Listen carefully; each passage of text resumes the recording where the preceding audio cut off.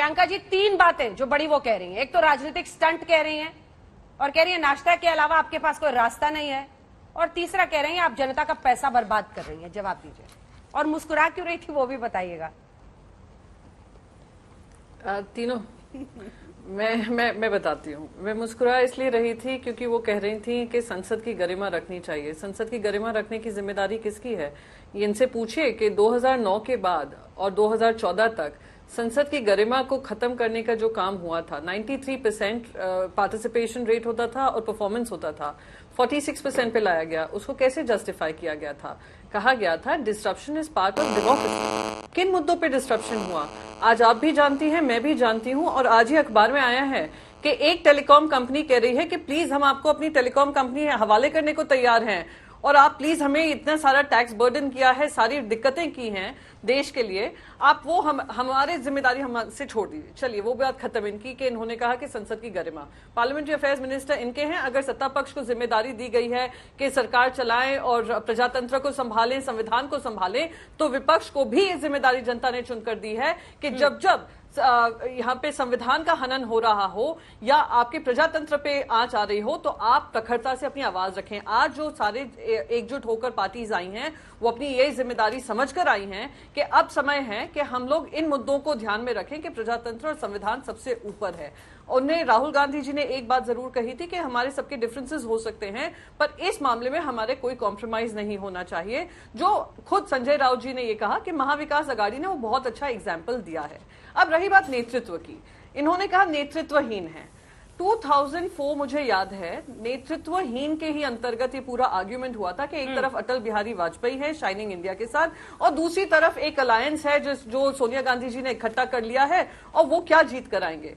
तो बार बार डिसमिस करना ये अहंकार जताता है ऐसी सरकार का जो सत्ते के नशे में चूर है और जनता की आवाज संसद में नहीं रखने देना चाह रही हैं। ये कह रही हैं सारे मुद्दों पर चर्चा होनी चाहिए। मैं मैडम से कह दूंगी आप लिस्ट ऑफ बिजनेस राज्यसभा का देख लीजिए, आप लोकसभा का देख लीजिए, कौन सा ऐसा चर्चा है जो आपने जनता से जुड़े हुए मुद्दों पे की? क्या आपने चर्चा की किसान विरोधी एक्ट के बारे में? क्या आपने चर्चा की कोविड मिसमैनेजमेंट के बारे में? क्या आपने चर्चा की वैक्सीनेशन को लेकर? क्या आपने चर्चा की अर्थव्यवस्था को लेकर? आप बार बार देश की जनता को बहकाने का काम कर रहे हैं, बरगलाने का काम कर रहे हैं। और रही बात मैच्योरिटी की, तो इमेच्योर सत्ता पक्ष तो वही होता है जो जनता के खिलाफ काम करता है, और जनता समझ रही है कि कौन संसद की कार्रवाई नहीं होने देना चाह रहा है, क्योंकि वो आपके एजेंडा में नहीं है जो जनता की बातें हैं। ठीक है, एक बार आप जवाब दीजिएगा अपराजिता जी। उससे पहले जरा गौरव गोगोई जी, वो राजनीतिक स्टंट जो कह रही हैं इसे राहुल गांधी का, वो जरा समझाइए, उस पर क्या जवाब होगा आपका? देखिए अल्टीमेटली तो देश की संसद में जो बातें कही जाएंगी वो उसका मतलब होगा। सिर्फ विरोध प्रदर्शन करना, लोगों को एकजुट करना, ये सब अपनी जगह पर है, लेकिन जवाबदेह तो सरकार देश की संसद में ही बनेगी ना। क्यों नहीं वहां पर एक ऐसी चर्चा हो जिससे कोविड से लेकर हर मुद्दे पर सरकार की पोल खुले? अंजना जी, आपने बीजेपी प्रवक्ता से बहुत एक सीधा सवाल पूछा कि पेगासस के जांच से कब तक भागेंगे, और उन्होंने लंबा उत्तर दिया, सभी मुद्दे के बातें की, पर पेगासस शब्द उनके उत्तर में नहीं मिला। और यही सच्चाई है। आज सदन के अंदर जब हम विभिन्न मुद्दे की मांग करते हैं तो ये जो टीवी कैमरा लगे हुए हैं सदन के, उसको वो डाइवर्ट कर देते हैं, माइक्रोफोन हमारे बंद किए जाते हैं।